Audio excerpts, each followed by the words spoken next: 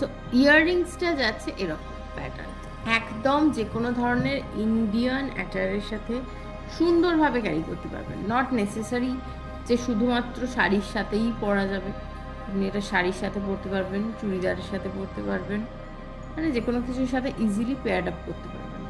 ভীষণ ভীষণ সুন্দর দেখতে একটা ইয়াররিংস উইথ নেক পিস, মানে যেটা choker.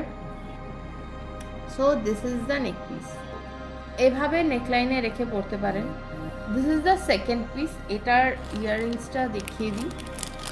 Chocolate and brown colour যদি মিক্স হয়, যেরকম ব্রাউনটা হয় ঠিক কালারটা সেরকম, মানে একদম বরফ জমাট বাঁধলে যেরকম রংটা হয়, স্টোনের কালারটা এক্স্যাক্টলি সেম। যদি লাইটার শেডের মধ্যে চাও, এটাও তোমরা সব ধরনের কালারের সাথে পেয়ার করতে পারবে। So the next piece is this one. এটা একটু বেবি পিঙ্ক টোনের ওপর এখানে স্টোনের ওয়ার্কটা রয়েছে। এই যাচ্ছে ইয়াররিংসটা, এই যে কালারটা ভেতরে বেবি পিঙ্ক টাইপের একটা বিউটিফুল কালার, সেই সেম কালারটাই কিন্তু এই পিসটা রয়েছে। ইয়ে করে যাও, হ্যাঁ এটা চোকার করেও পরা। Okay, this is the neck piece. চাইলে এরকম চোকার করে পরতে পারো, আবার যদি মনে করো নেকলাইনে রেখে পরতে পারবে, মানে পরলে বেটার লাগছে, সেটাও করতে পারো।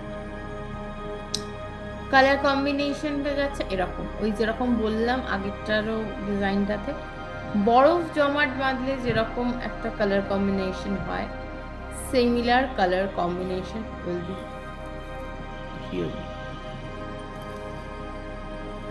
নট সাদা, নট ধূসর, দুটোর মাঝামাঝি। আলো পড়লে সুন্দর একটা গ্রেডিয়েন্ট লাইট পাবে, যেটা এইটার কালারটা হচ্ছে গ্রিন, মানে মাটি মাটি গ্রিন নয়, একটু বটল গ্রিন শেডে। এই যাচ্ছে কালারটা,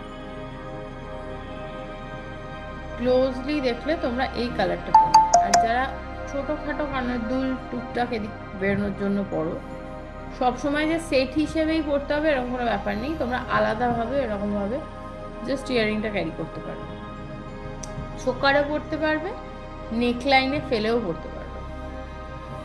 আগেরটার মতোই দেখতে, similar design but in black.